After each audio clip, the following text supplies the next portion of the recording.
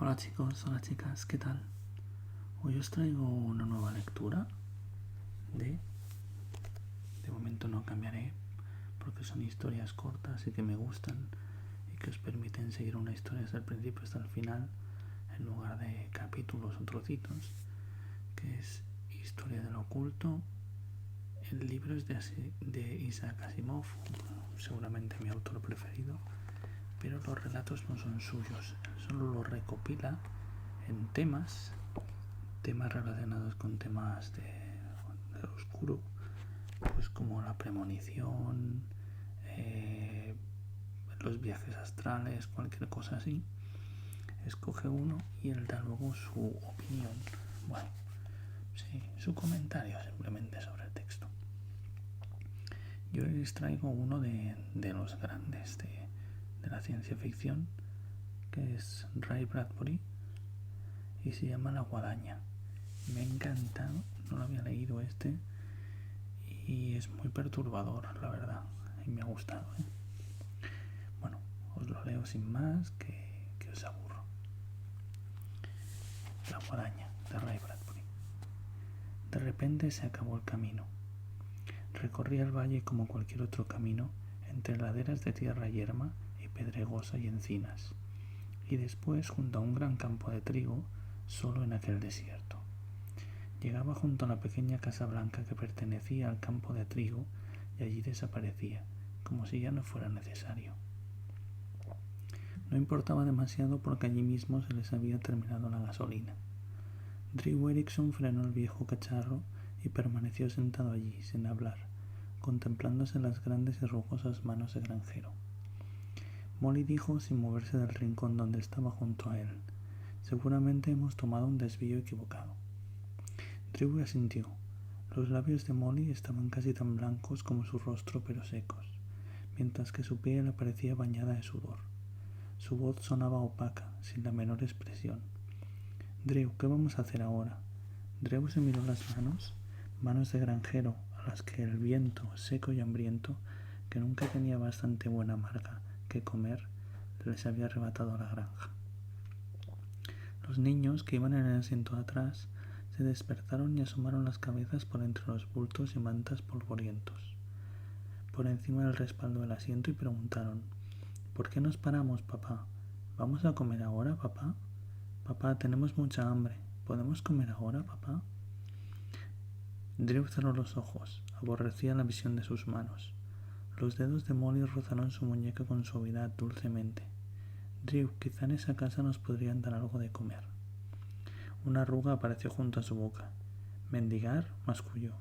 «Ninguno de nosotros ha mendigado nunca ni mendigará ahora». La mano de Molly se cerró sobre su muñeca. Al volverse, vio sus ojos y también los de Susie y del pequeño que le miraban. Poco a poco fue cediendo la rigidez de su cuello y de su espalda. Su rostro se puso blando e inexpresivo, informe, como una cosa que ha sido golpeada con dureza durante demasiado tiempo. Bajó del coche y emprendió el camino hacia la casa. Caminaba sin seguridad, como un hombre enfermo o medio ciego. La puerta de la casa estaba abierta. Drew llamó 3 veces. En el interior solo había silencio y una cortina blanca en la ventana, moviéndose en el aire pesado, caliente. Lo sabía antes de entrar. Sabía que la muerte estaba dentro de la casa. Era ese tipo de silencio. Cruzó por un pequeño vestíbulo a un cuarto de estar limpio y no muy grande. No pensaba en nada. Estaba más allá de todo pensamiento. Iba en dirección a la cocina, sin preguntar, como un animal. Entonces, al mirar por una puerta abierta, vio al muerto. Era un viejo. Descansaba sobre una cama limpia y blanca. Llevaba poco tiempo muerto porque aún no había perdido esa última expresión tranquila de paz. Debió de saber que iba a morir porque vestía ropas de enterrar. Un viejo traje negro, limpio y aseado, una camisa blanca y una corbata negra. En la pared, junto a su cama, se apoyaba una guadaña. Entre las manos del anciano había una espiga de trigo, todavía fresca, una espiga madura, dorada y cargada de grano. Drew entró en la habitación de puntillas. Había cierto aire tranquilo en el muerto. Se quitó el sombrero viejo y polvoriento y se quedó junto a la cama mirándole. La hoja de papel, sin doblar, estaba sobre la almohada, al al lado de la cabeza del anciano. Estaba allí para ser leído, tal vez una petición de que le enterrara o de avisar a un pariente. Drew frunció el ceño mientras leía el texto, moviendo sus labios pálidos y resecos. El que encuentre junto a mí en mi lecho de muerte, estando sano de juicio y solo en el mundo, como he declarado yo, John Burr, doy y lego esta granja con todas sus pertenencias al hombre que llegue. Sea cual sea su nombre o de dónde proceda, no importa. La granja es suya así como el trigo, la guadaña y la tarea que corresponda. Que lo acepte todo libremente, sin preguntas, y que tenga en cuenta que yo, John Burr, soy solo el que da, no el que manda. Y esto lo firmo y rubrico este día 13 de abril de 1938. Firmado John Burr, Kyrie Eleison. Drew volvió sobre sus pasos a través de la casa y abrió la puerta de tela metálica. Ven, Molly, que los niños se queden en el coche. Molly entró en la casa y él acompañó al dormitorio. Miró el testamento, la guadaña y el campo de trigo sacudido por el viento caliente al otro lado de la ventana. Su pálida cara se tensó. Se mordió los labios y se agarró a él. Es demasiado bueno para ser verdad. Debe de haber algún truco. Nuestra suerte ha cambiado, simplemente, dijo Drew. Tendremos trabajo, comida y un techo sobre nuestras cabezas para guardarnos de la lluvia. Tocó la guadaña. Brillaba como una media luna. En su hoja había grabadas unas palabras. El que me empuña, empuña al mundo. En aquel momento las palabras no significaron nada para él. Drew, preguntó Molly, mirando las manos cruzadas del viejo. ¿Por qué? ¿Por qué aprieta tan fuerte la espiga entre sus dedos? Justo en aquel momento se rompió el silencio al llegar los niños corriendo hacia el porche. A Molly se le cortó el aliento.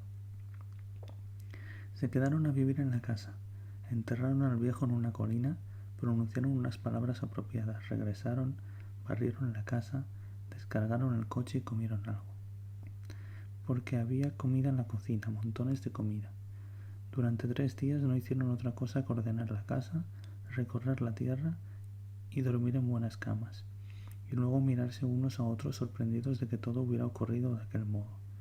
Y sus estómagos estaban llenos, y había incluso un cigarro para que él fumara por las noches.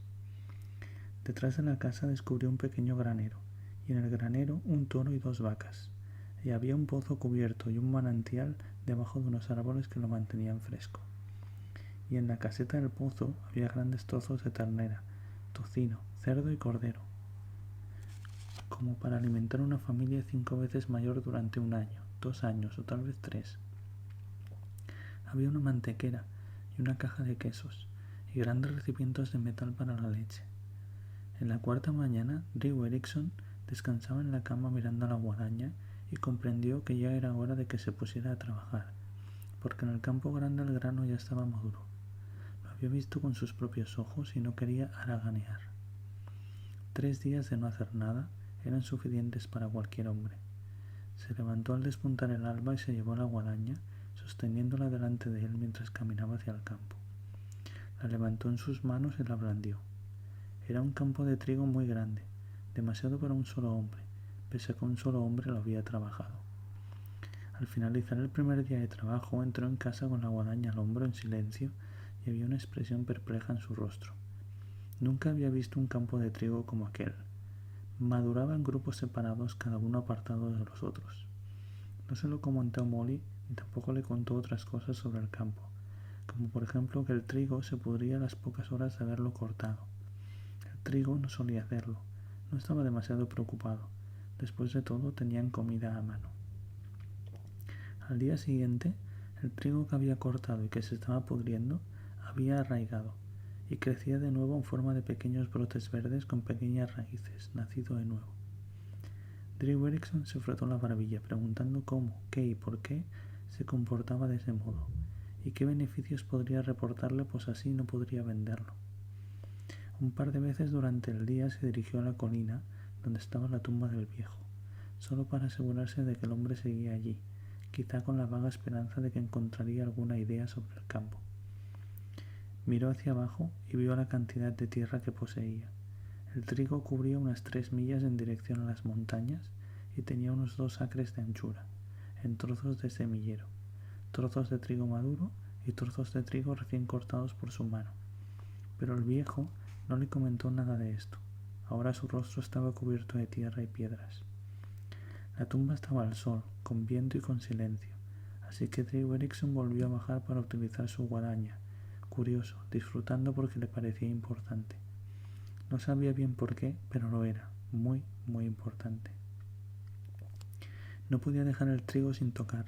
Siempre había nuevos trozos maduros, y hablando con nadie en particular, pero en voz alta, se dijo: si voy segando el trigo los 10 próximos años, cuando madure, no creo que pase por el mismo sitio 2 veces. Es condenadamente grande el campo, meneó la cabeza. Y ese trigo madura así, nunca demasiado a la vez para que pueda cortar lo maduro cada día. Así no queda sino grano verde. Y a la mañana siguiente seguro otro trozo maduro. Era pura idiotez cortar el grano cuando se pudría tan pronto como caía. Al final de la semana decidió no hacer nada en unos días.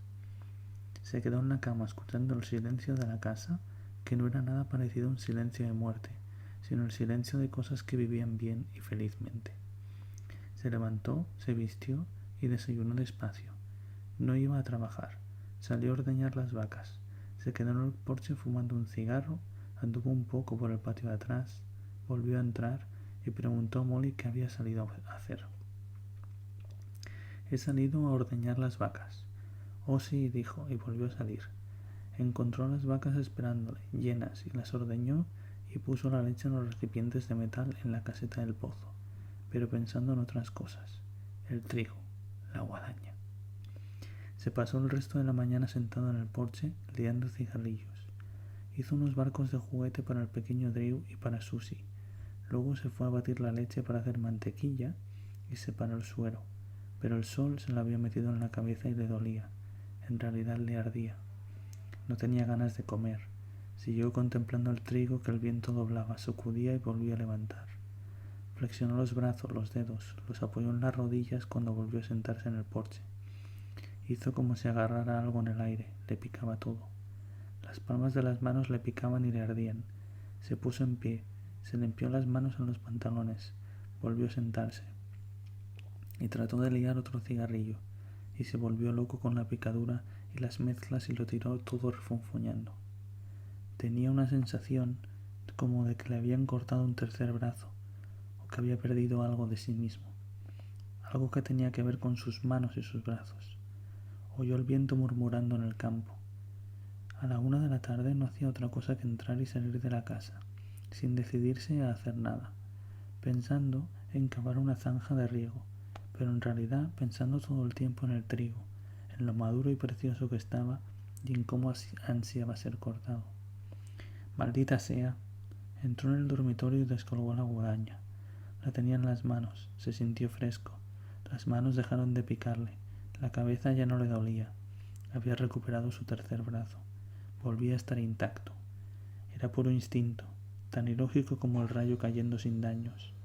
El grano debía cortarse cada día. Tenía que cortarse. ¿Por qué? Pues porque sí, y basta. Se echó a reír mirando la guadaña en sus manazas. Después, silbando, la llevó al campo de trigo maduro y se puso manos a la obra. Se dijo que estaba un poco loco, pero bueno, en realidad era un campo de trigo de lo más corriente. O casi. Los días fueron pasando como caballos mansos.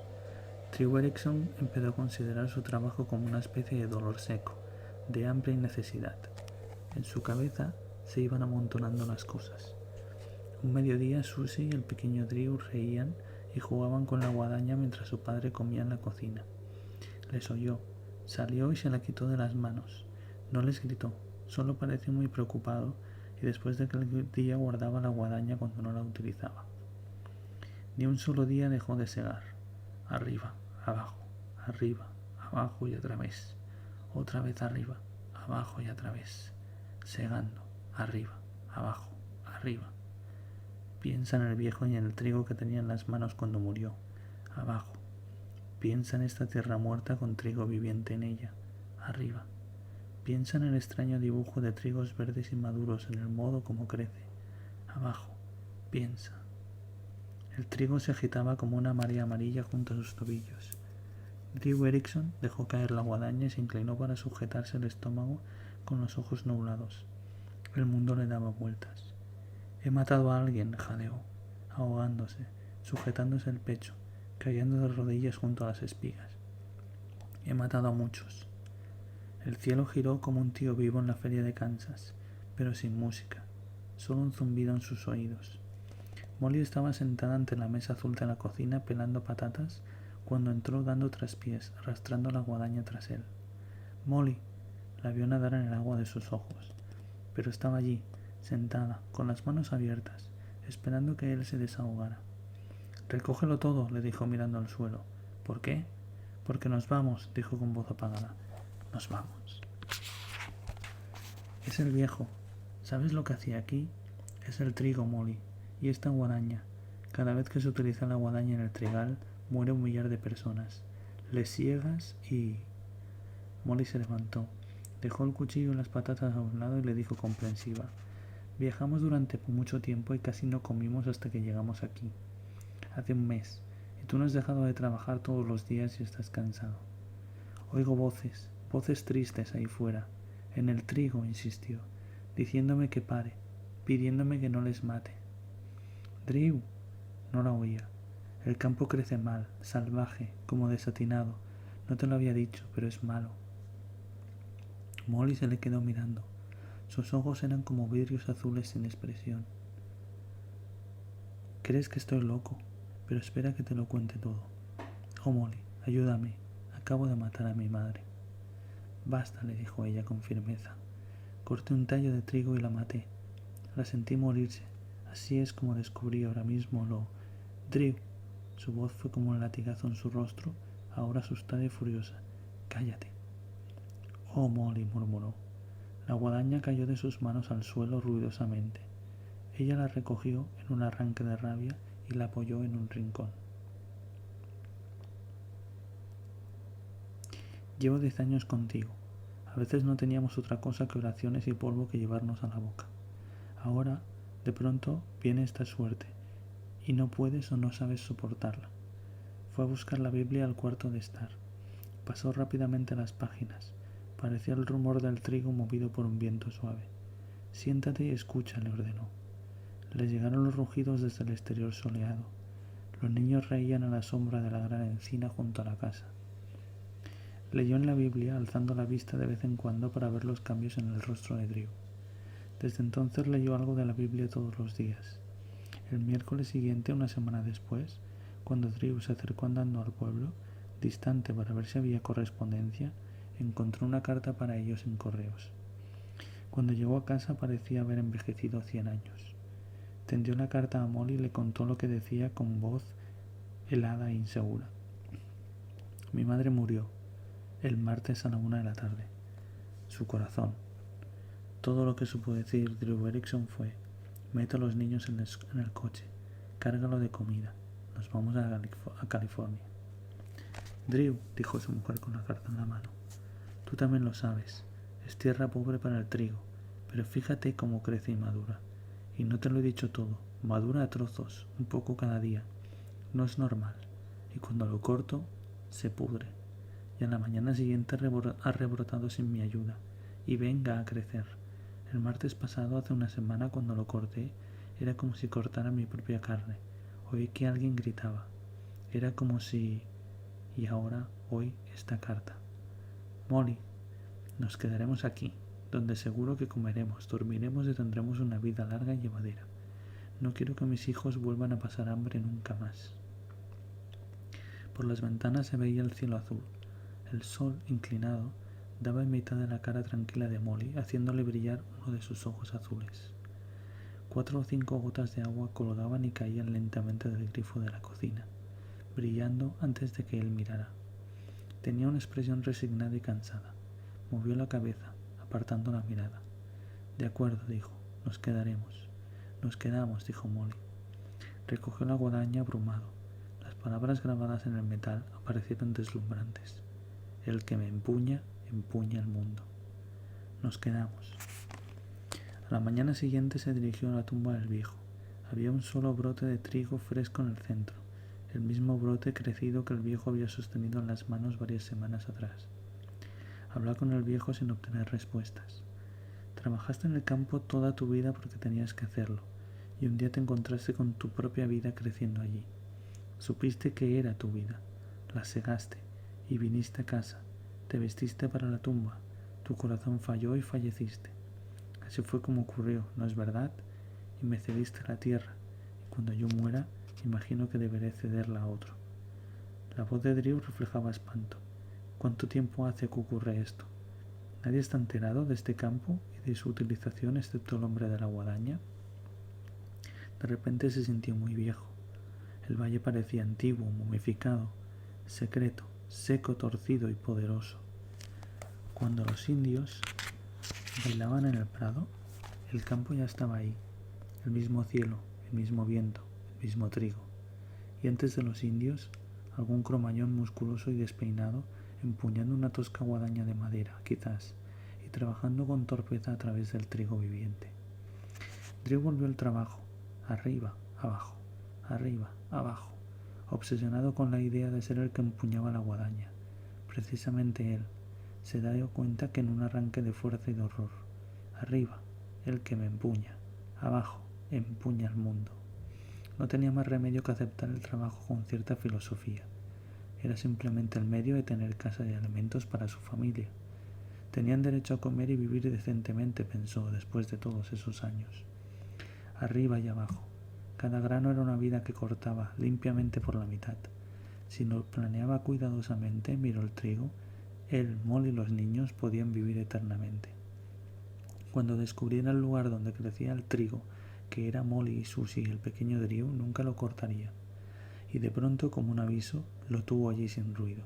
Allí mismo, delante de él, otra pasada de la guadaña y los segaba a todos.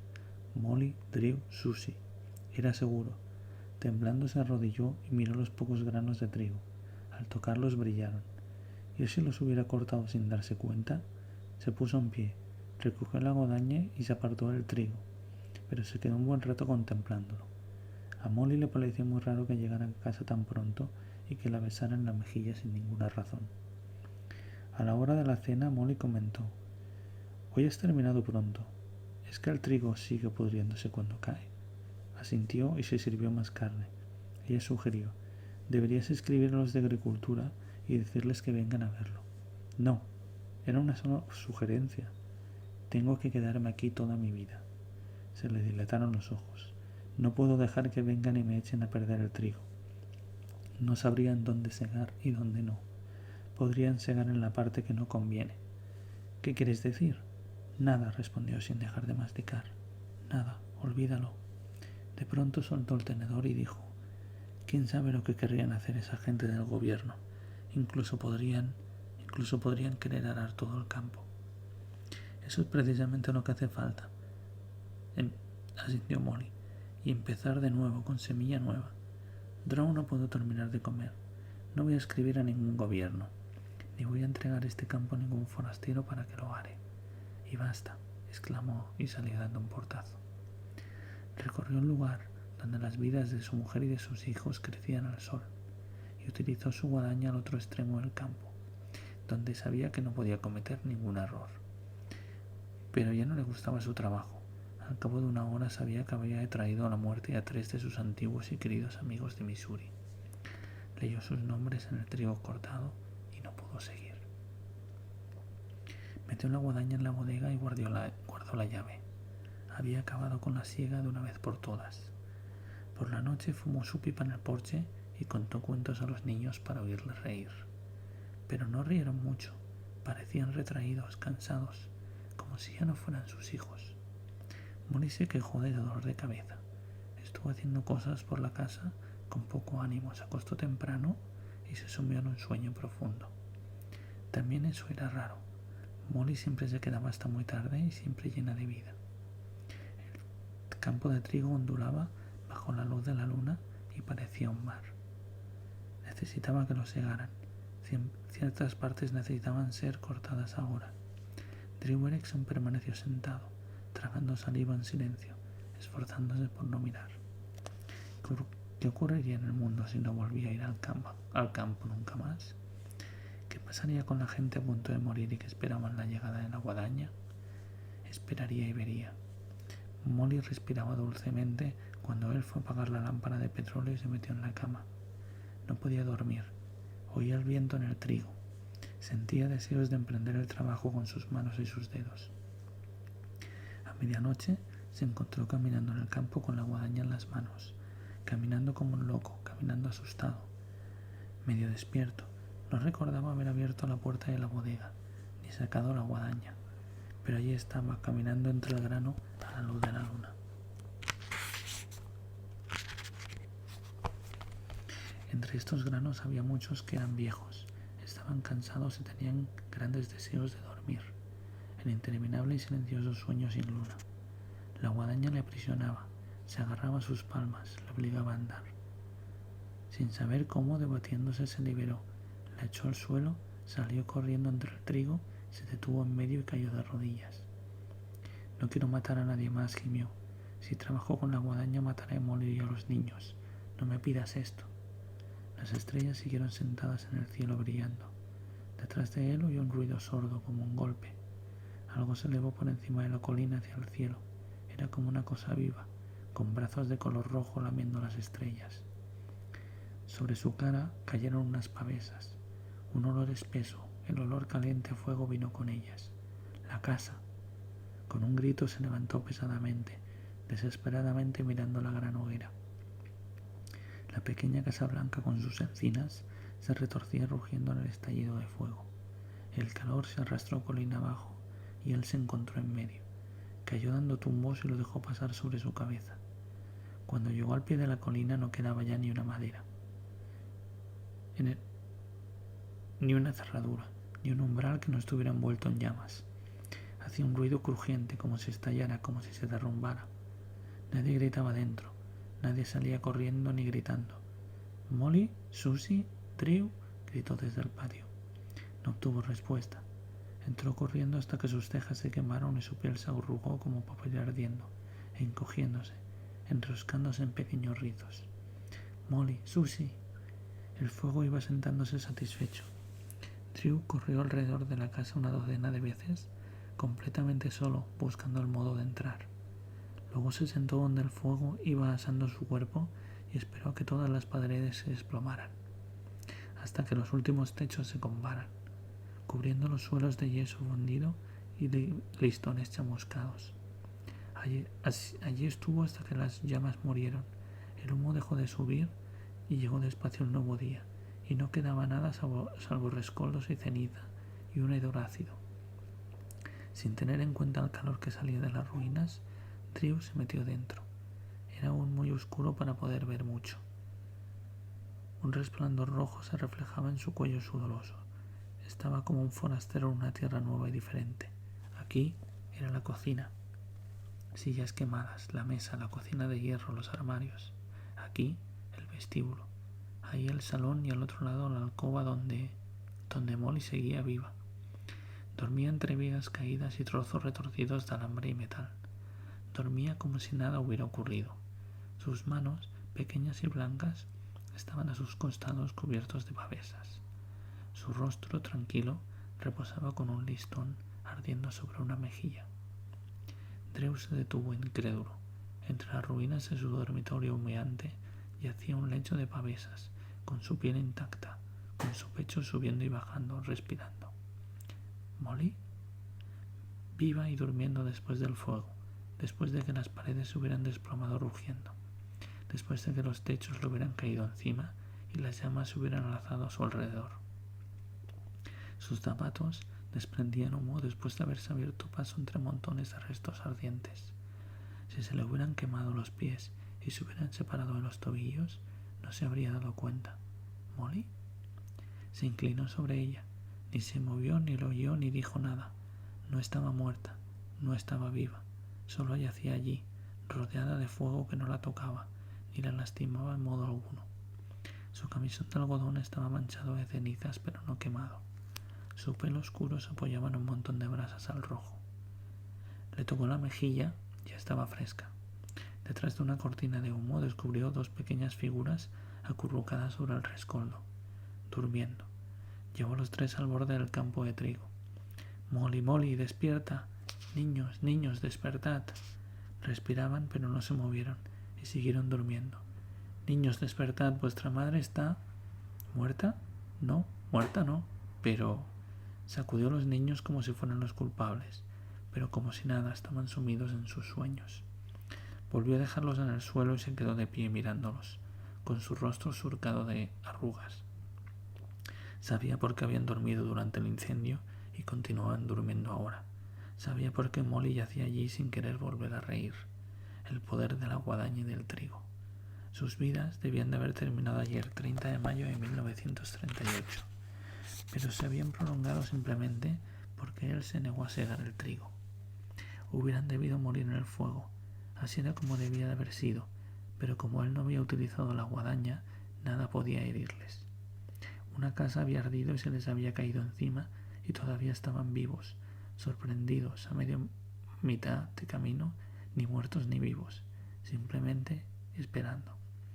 Y por todo el mundo millares como ellos, víctimas de accidentes, fuegos, enfermedades, suicidios, esperaban dormidos como Molly y los niños.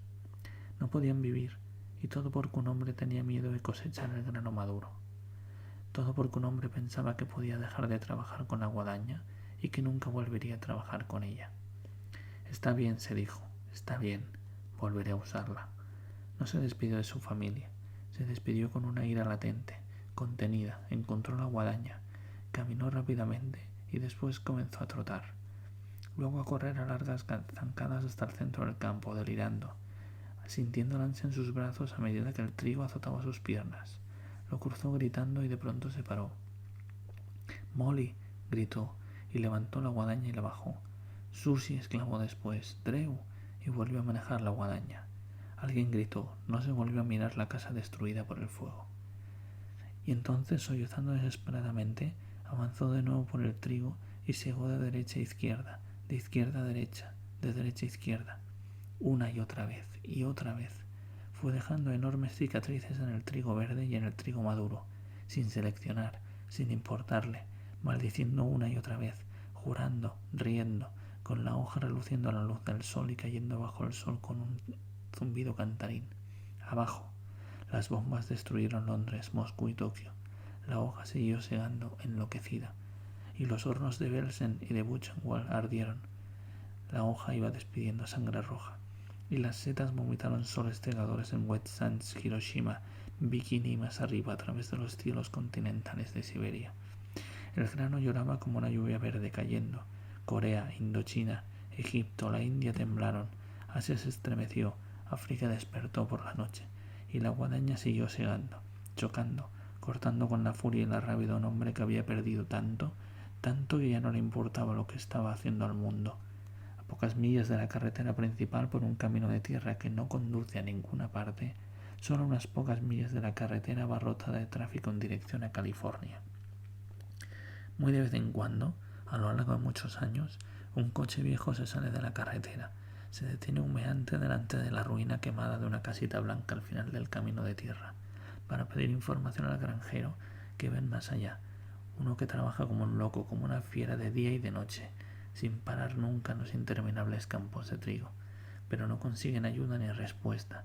El granjero está demasiado ocupado en el campo, incluso después de tantos años, demasiado ocupado, segando el trigo verde en lugar del maduro, y Drew Erickson sigue con su guadaña, a la luz de un sol ciego y una mirada de fuego en sus ojos que nunca duermen, segando, segando, segando. Pues nada, chicos, espero que os haya gustado. Hasta otra.